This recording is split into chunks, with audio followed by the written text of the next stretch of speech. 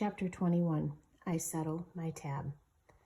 Percy is no longer a delinquent in the eyes of America. He is now the kidnapped child who was forced to trek across America by some biker along with 2 other kidnapped kids. Reporters feel so sorry for them, they collect money for their plane tickets home. The plane ride is no cakewalk. Zeus is definitely angry that Percy is riding in his territory.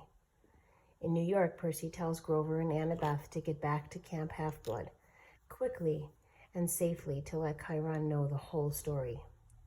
Percy is going to hand-deliver the Master Bolt to Zeus. He walks into the lobby of the Empire State Building and asks the front desk how to get to the 600th floor. The guard at the front desk looks at Percy like he's crazy.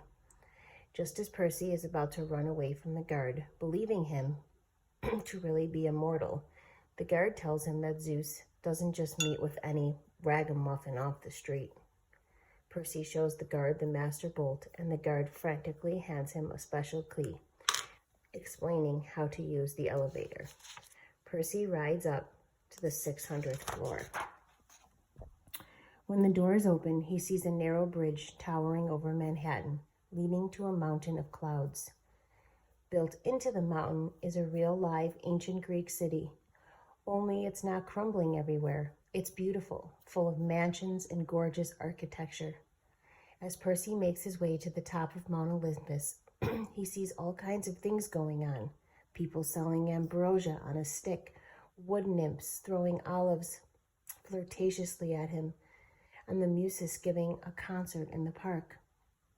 Everything about Zeus's palace is white and silver.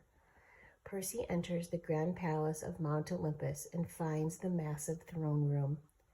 Inside the throne room, he sees 12 thrones arranged in a U-shape, just like the cabins at Camp Half-Blood. The thrones are empty, except for 2 at the very right. There sits Percy's dad Poseidon and his uncle Zeus. They look like giants, and they have been arguing. Zeus wears a blue pinstripe suit and has a platinum throne.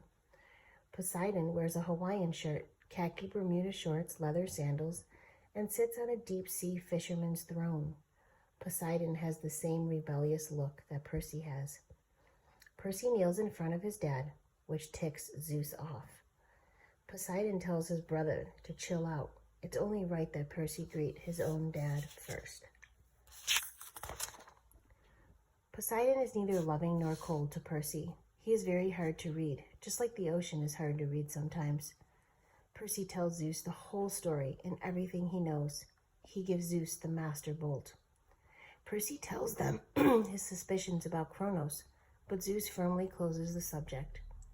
As he says goodbye to Percy, he tells him that he will spare his life this time, but Percy should never fly his skies again.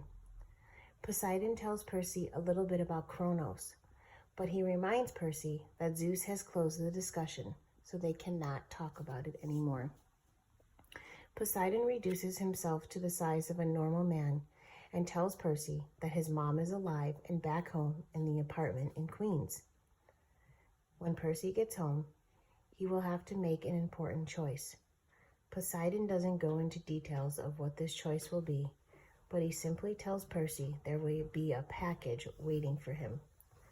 Poseidon says that Sally Jackson is a queen among women, but that he does not wish a hero's life on Percy. This feels like a punch in the gut to Percy. Poseidon tells Percy not to misunderstand him. He tells him, "You did well, Perseus. Do not misunderstand me. Whatever else you do, know that you are mine. You are a true son of the sea god." As Percy walks back down Mount Olympus, everyone around him watches him and kneels with great respect. He is a hero. Percy takes a cab to his apartment. Sally Jackson meets him at the doors and sweeps him up into her arms.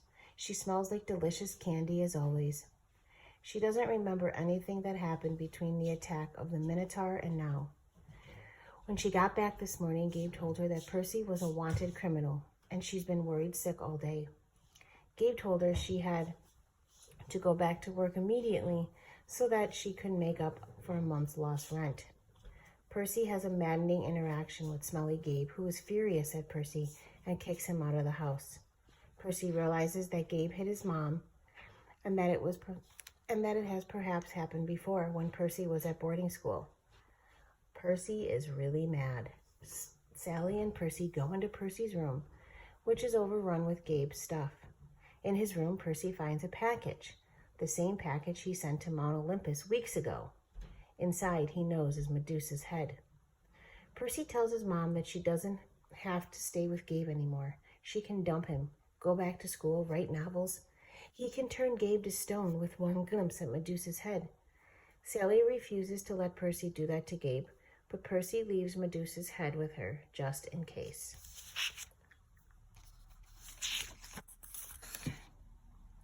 He asks his mom why she doesn't live at the bottom of the ocean with Poseidon. And she tells him, "I think you know, Percy. I think you are enough like me to understand. If my life is going to mean anything, I have to live it myself. I can't let a god take care of me or my son. I have to find the courage on my own." Percy decides to go back to Camp Half-Blood for the rest of the summer. At the end of the summer, he would decide whether to come home or stay at the camp forever. He leaves that night.